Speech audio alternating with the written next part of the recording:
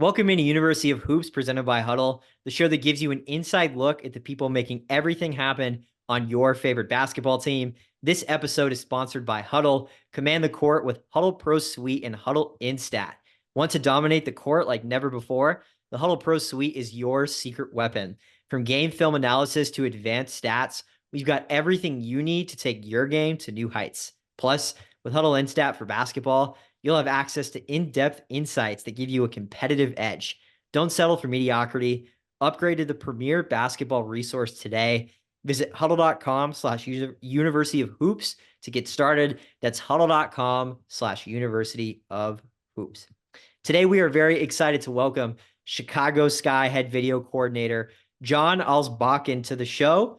Coach, welcome to the show. Thank you so much for joining. Thank you for having me. Yeah, absolutely. We're really excited to talk more about what you do in the W with the Sky and your journey to get to that point. And I'm going to start right there with what you're currently doing. Explain to our viewers and our listeners what a video coordinator does in the WNBA and what your day-to-day is like right now in the season. I think it splits to two. I would say game day and the practice days, and obviously off days and everything that goes by the head coach. So we basically have an idea of what head coach wants, what they want to see.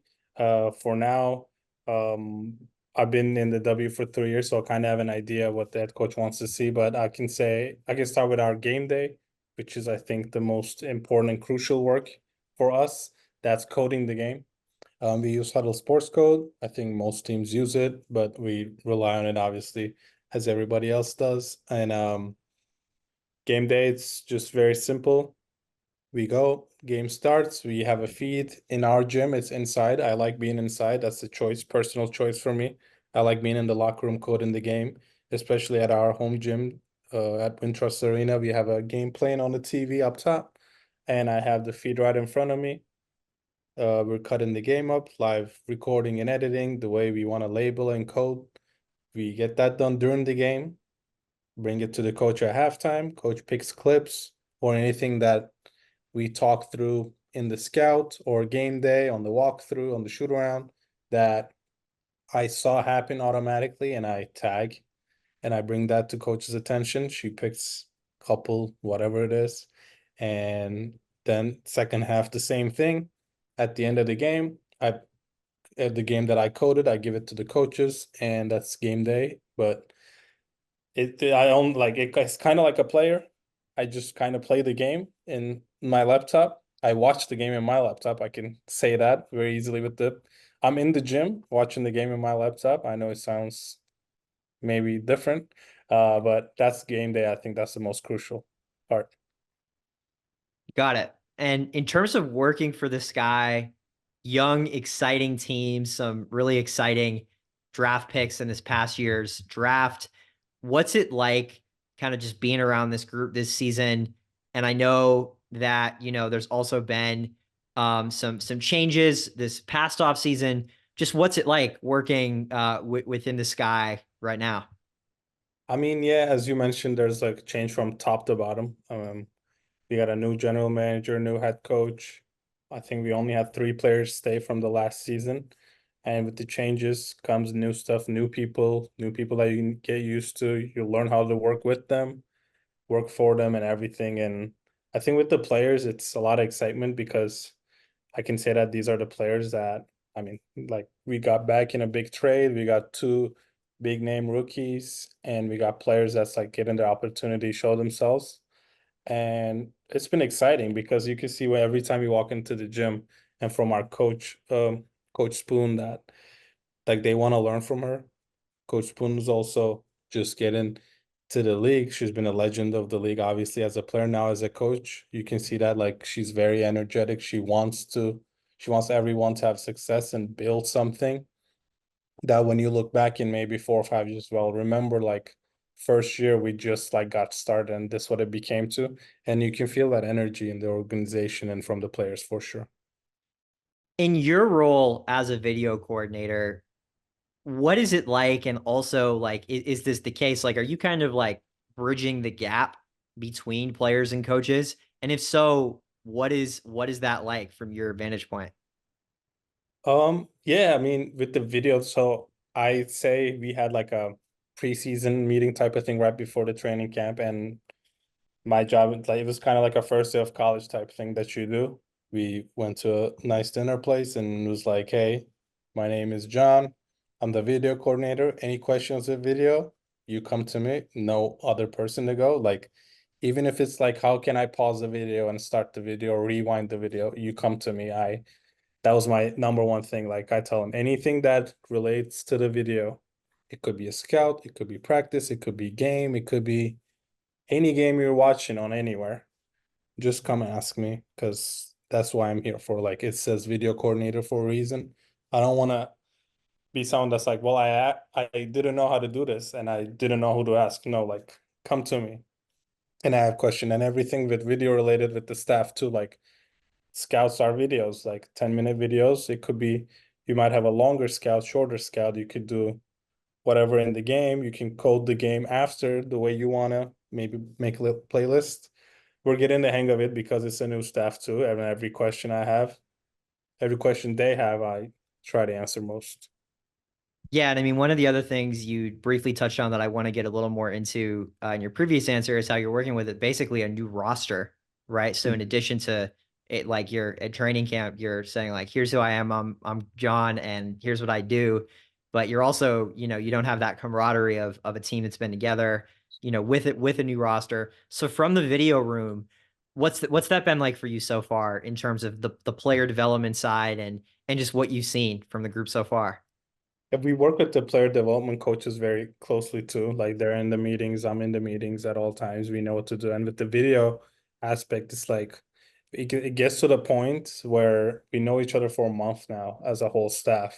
And now we're getting hang of like, hey, I don't need to ask you for something that I know you saw, and I know that's gonna probably go to the players, knowing that like, hey, I'm sending you this so you can show it to your players. And most WNBA teams, I mean, at least what I saw so far is like players are like grouped by to the coaches. Like one coach could have 3 player, 4 player, player development person can have 2 each, 3 each.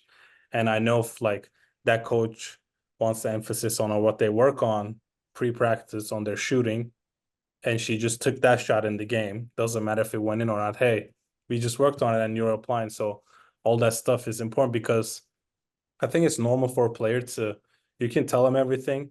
Hey, we messed up this coverage. We did this really good. They're going to say, yeah, we won or we lost, whatever the case is, but they want to see it.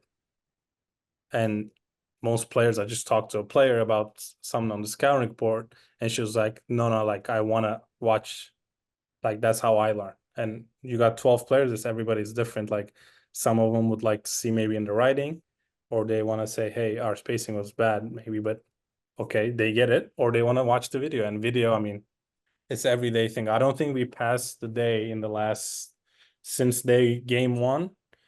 Maybe we skip one day without a video. So that was the job. Got it. Yeah, so super integral part to everything, whether it's coaching the players themselves or the player development side Yeah. as well. Thanks for sharing some more info about what you're doing currently with the Sky. Now I want to get into more about your journey, John. Take us through how you got into basketball in the first place and what your journey has been like to get to where you are today. I came to United States. It was 2012. I was a junior in high school. So we in Turkey, there was a Serbian coach, was a national team coach, Tanjevic, and he was known to develop a country in basketball where he focused on having big point guards, like tall point guards. And even, for example, our national team had a nationalized, like a Serbian guy.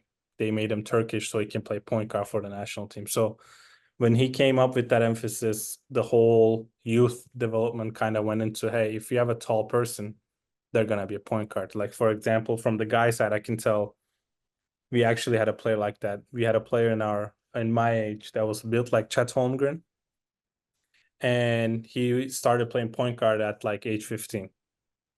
But it's like we're talking about traditional point guard, not like Steph Curry's, Damian Lillard's, and stuff like that, and the guys side. And I was always small. I'm 5'8", 5'9" now. I was always the shortest on the floor. And by the time I came here, I was 5'7" ish, and I kind of decided that back home I wasn't gonna go too far playing basketball. And I had a friend that also came here to play at Western Kentucky. Very close friend of mine. He's been playing professional in Turkey for 15 years now, and he came to play here. So I saw them as a and another guy that came to college to Colorado School of Mines to play D2. And I kind of saw them as like a reference. Hey, be like, hey, they went, maybe I could go too. Got into talk to some, they're not agents, but there's like people, counselors in Turkey that like help you get to United States. And I went to Wayland Academy in Beaver Dam, Wisconsin. Beaver Dam is a very small place. I'm sure not a lot of people heard about it. There was 200 kids at the school. I came as a junior in high school. Didn't speak a lot of English my first couple months. Failed some tests, I could tell you that. But basketball was always like the common ground where I kind of got to know people, got to know the language, and learned like how to basically live by myself at a boarding school, moving from a 15 million people in a city to 200 people on a campus. Wow, that's quite the story. What's it like for you? Kind of just like did you think, did you have the NBA, the WNBA on your board when you got here to be part of it? What's it like for you to think about just all the twists and turns that you've had along your journey to see where you are today? I always wanted to become a professional player, but I kind of figured I was very limited in that senses. For example, I can't shoot, still can't shoot. But I know that kind of happens as a coach. Like you become a shooter when you play, when you become a basketball coach, but I still can't shoot. And then I realized by the time I was in Green Bay, we had a coach, Link Donner. He's at Tampa University now as a D2 men's coach. And the way he implemented his system, the way he ran it, I kind of got into with the helping with the scouts back then as a student manager. I was like, hey, this is something I kind of want to do. I want to see where this goes. And after that, I dipped into going back to my high school as a coach, and I saw like, hey, maybe I can like if I focus on this and like start learning the language. I watch games all the time. Like I've been watching basketball and soccer, which is the number one sport, but I see that it helps a lot. Like watching games was never an issue for me. Like I never had to like force myself to watch it because I was watching it anyway. But now I just needed to learn how to watch a basketball game. And when I've decided that, I think it was around the college graduation, and I was like, okay, let's see what happens now. I'll go back to my high school, which my high school coach was like, hey, come back. And like I started my America journey back there. Now started my coaching journey back there too, so he can also teach me like what he knows. Who have some of those big mentors for you been along the way at the different levels of basketball as you've gone up through it in both in Turkey and America? I would say in like back home, I never saw people, especially my coaches, as a mentor because I didn't think I was gonna be like I didn't have that idea. I went to school for journalism, and when I came here, I thought I was still gonna be a journalist. Like that was my goal. But I'm sure by the time you're listening with my accent and some of the wrong sentences that I'm saying grammarly, I wasn't gonna be a journalist in America. So when I switched to basketball, I would say my high school coach, his name is PJ Oswald. He taught me how to just the basic basketball in a way how you can teach as a coach because I learned basketball and I tell it to everybody that's here. I started playing with a 24-second shot clock from second grade. I'm going to repeat because it doesn't happen in America. 24-second shot clock starts at second grade back home. That's how I learned to process basketball. And I was a pass first traditional point guard. And then I came here. Obviously, I need to learn how it's been taught here. And I would say PJ Oswald, I would say Link Darner because, as I mentioned, like with his system, how he teaches, especially offense, and how he sees the game, I think showed me like, hey, this is something I could pursue. And with Sky, obviously James Wade, who was my first head coach here, and Emre Vatansever, who became the head coach after Coach Wade left. these are just the people that I work with, but outside there's so many great coaches that What's the best piece of advice that one of those coaches has given you along the way, you think? I actually got this as a from a legendary high school coach at Wisconsin. I think his name was John Murphy, I believe.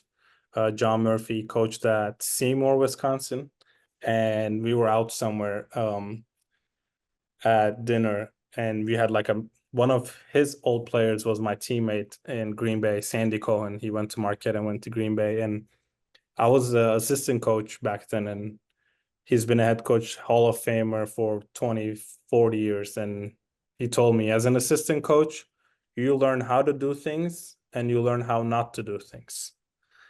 And that's something that always stuck with me. Um, and I guess recently it's my thing that Coach Spoon always talks about, like whatever decision we make, whatever we do, our day-to-day stuff is for the people that puts on the sky uniform to win a basketball game. And that's like a big picture thing, but those two, I would say, it's been a big advice and like sayings that kind of stuck with me. Got it. I know these are very cliche. Like I know cliches, like we hear it every day, but sometimes it's like every day you go along in like a coaching and you hear these cliches, you're like, oh, like it's again like good shot to great shot, like stuff like that. But then you're like, they are cliches because they actually happen. Like it doesn't just make up. Yeah. Yeah, absolutely. No, that's super interesting stuff. And like you said, they're cliches for a reason. Um, with that in mind, I mean, what's to flip it? Like, what's your best advice that you would give somebody that wants to get into the coaching side of basketball? I would say, oof, I never got asked this before because I'm young and nobody really looks for the advice. I would say learn how to communicate with people and always try to understand them first. I could be a great X's and O's coach. I could walk through a scouting report. I could know everything about basketball. Everything that's been taught, every single play in basketball could be in my mind right now. It doesn't matter if I can't get myself across to the team. If they don't listen to what I'm saying, if they don't hear what I'm explaining, there's no point of me drawing a play that is guaranteed to score 2 points. It doesn't matter. So I would say learn how to communicate, learn how to be a part of a message that is one message, but it's coming from different people. Yes, we work for the Sky organization, but we have one head coach, three assistants, two player development people, one like me as a video guy. So there's like 8 of us in the staff, but we're all trying to do one thing and we're all trying to relay one message. So I would say that in the personal side. On the basketball side, I would say watch a lot of different people in a way when you watch them, it's like, hey, they do it this way, and like taking notes. I know that's also one of the cliches, but like when you watch basketball, it doesn't just become, hey, oh, they just scored. Like they just went ISO and scored. Like for me, I just told this to one of our assistant coaches. I like and prefer watching a basketball game that's done. Like that I know the score. Because I want to see how they got there. When I'm watching a game live, it's just like, oh, is that gonna happen? Like, is that like I'm more not a fan wise, I can't enjoy any basketball games fan wise anymore, but like then I get like, oh, it's 98-85. I want to see maybe the other team is this 85-85. I want to see how that 13-0 run happened. And I know it's about to come. So I see like maybe they adjust something happened. So I would say when you watch the game, it could be mental notes, it could be actually writing, which I do a lot with the actual writing. It's like when little things happen, like note that down. Maybe it comes out and then you see it again. Well, it happened again. In your notes, if you repeat your notes a lot of times, that means they're emphasizing that. Then you'll know, hey, this coach likes this thing. And then if you build that, like for our league, there's 11 other coaches. Some of them are coming back, returners, some of our switch teams. And when you play against them, you kind of know by now, hey, like for example, we're gonna play Los Angeles tomorrow, and Coach Kurt Miller was at Connecticut. He's been at the league for a long time. Like you know, as a like a video guy, even myself, when I'm doing the game, I should know by now that what kind of coach he is and what I'm expecting to happen in the game. So that's like a lot of advice wise. It's like learn the like your league, your teams, the teams that you're about to play, other teams, and then like pick out a couple, I would say two, three people that's like at the highest level and not copy them because everybody's copying each other anyway. That's how this coaching thing work. But like actually like know what they do. So that could also be your mentality in that way. And those are obviously the very high level guys. Super insightful stuff, and thanks for all the basketball knowledge. I'm sure a lot of people that tune in will appreciate a lot of the gems that you dropped there, Coach. Um, Want to transition into our Huddle question and just ask you within the Huddle Pro Suite, what products you guys use at the Sky and what has been helpful. Well, the huddle itself for us is very helpful because like this happens to me almost every game. Actually, yesterday was the first time that it didn't happen because it's I code the game from sports code. We have our code window, we record the game, but sometimes I get disconnected. And I think I kind of figured out why yesterday, but I don't want to jinx myself on that. But every game I get disconnected. So number one thing that I use it for is for sure having the game almost like uploaded like 10 minutes after a quarter ends, which is very good. I usually have issues with like the beginning of the third quarter, maybe because I disconnect show a half and stuff like that. But Hudl put in the full game up, goes perfect for me. Like by the time, like let's say I had disconnection in the third quarter, by the time it's like middle of the fourth, I have the third quarter video from Hudl right away and I download, maybe I catch up on some of the coding that I missed when I cut off and stuff like that. So that helps a lot. And with sports code, I mean, I haven't seen anything that I can like that you can build in a way where it tells you what you're looking for. And the way we code is like I can plug everything in there and then I have all the answers that I'm looking for. And like coaches are never like, hey, what is this? Well, this is very self-explanatory. And that's like the number one thing, like having one database where every game's on there. Every game is coded in what in a way that we all understand. And then when I code the game for us, it also like brings in everything. I feel like having everything under one umbrella in that sense makes our job so much easier. Like I don't think I ever close sports code because I always have to do something. Makes sense as a video coordinator. Sounds like it's kind of the industry standard and what people use around these leagues. So appreciate the insight there. Um, One thing I want to ask you is, and you've been really honest with me, which I really appreciate, because I think that's helpful. That's what people need to hear. They need to hear all sides of the business, and like you've touched on it, and I'll get into it a little more now. Like there are lots of perks, right, to working in basketball and coaching and all of that. But everybody's road is winding and is different. You know, you had your own journey between a couple different countries. Everybody has their own, version of that and their journey to get to where they ultimately end up. Um, Within the coaching side, obviously, whether you're a coach, you're a player, front office, whatever it may be, to get to the NBA, the WNBA, where you are, the top of women's basketball. Um, what's something that people should know about working in the WNBA, getting to that highest level that you think would be helpful for them to know, like when they're starting? So, like, in other words, like if you could go back and tell your younger self, like, hey, watch out for this stuff, what would you tell that younger self? I think I would say be prepared for things to happen the way you don't expect them to. Like we talked about it. I was a high school assistant for 3 years, and then I started as an intern. And my internship, I thought it was gonna be something less of what happened. And then I found myself in the meetings, and then I remember I always tell this kind of like a little story that my first week at preseason training camp, the way they talked about basketball, I was trying to like catch up. Like some stuff I had no idea what they were talking about.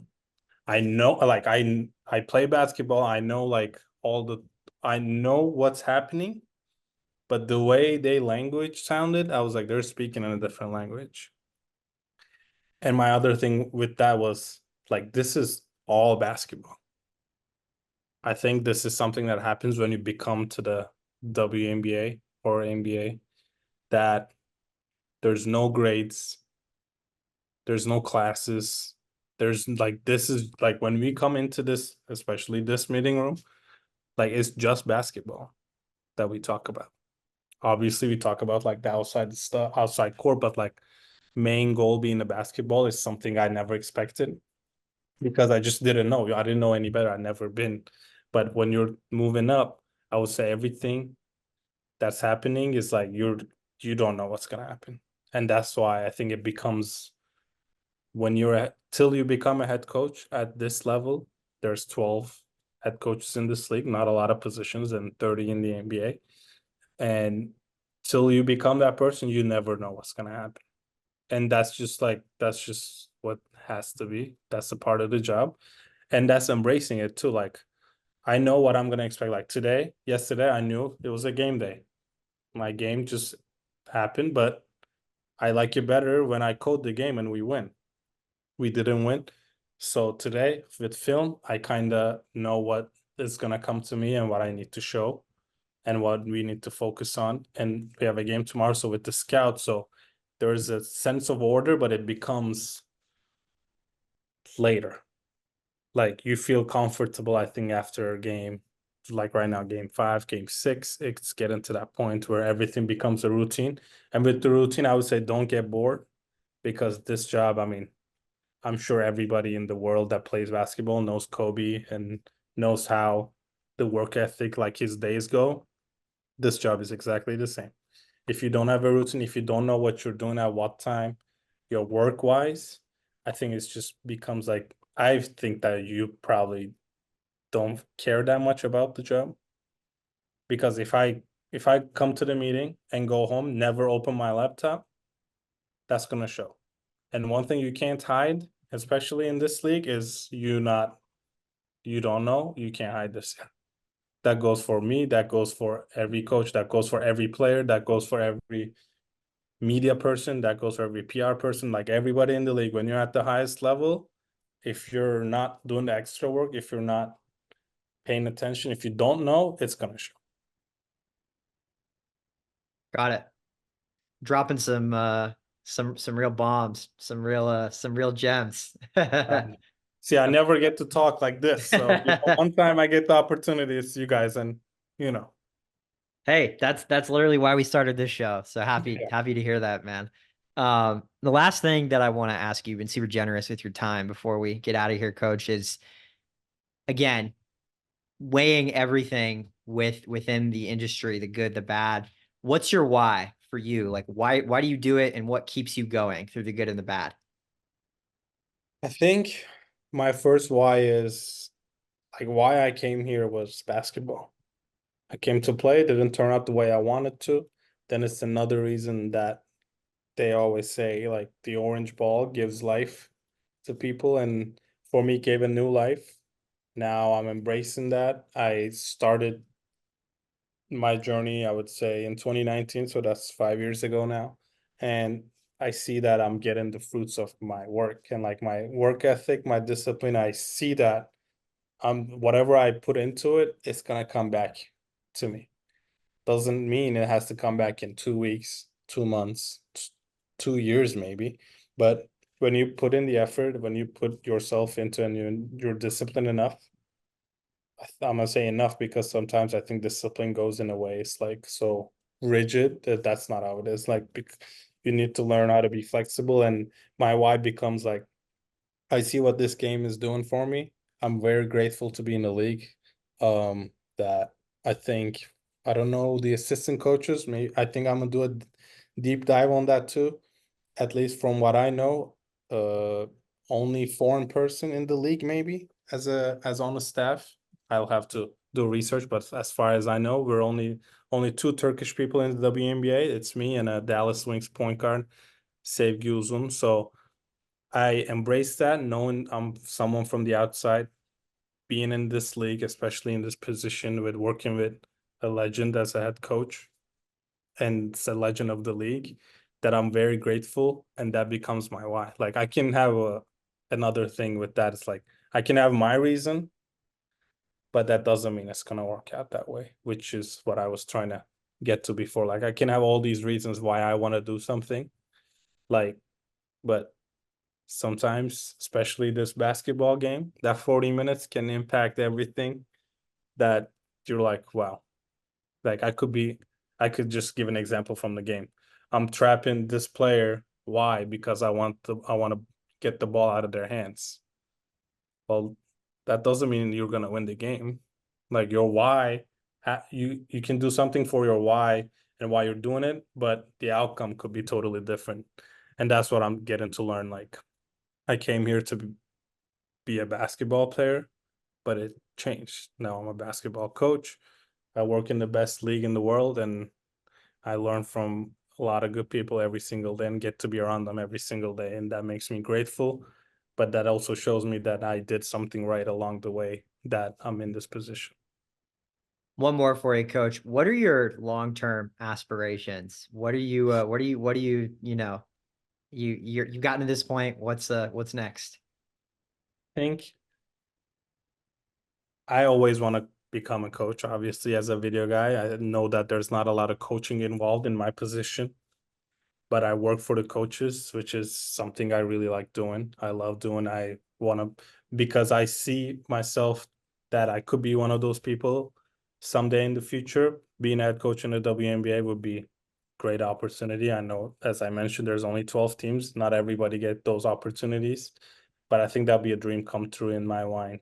And I always say, maybe it's a smaller goal than being a WNBA head coach, but in any shape or form, if I could go back to Turkey and coach any age national team as a head coach and become someone that represents their country in that sense, that maybe I can help 20, 20 girls that on the U18 national team see this vision that can help maybe uh aspire to become a WNBA player. As I mentioned, there's only one WNBA player right now. We only had two in the whole W history.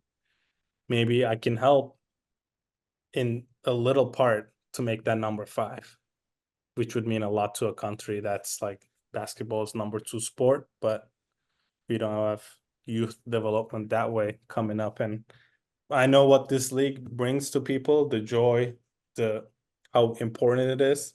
And if I can, as long as I'm a part of it, maybe as a head coach, but hopefully on someday I can see myself going all the way up there. Chicago Sky head video coordinator John Ozbalkan. Coach, thank you so much for joining the show. Thank you. Yeah, absolutely. And thank you to our viewers and listeners for joining University of Hoops presented by Hudl, the show taking you behind the scenes of your favorite basketball team. You can find us on YouTube, Instagram, X, TikTok at UNIV Hoops. That's at UNIV Hoops. And we will see you next week for another show.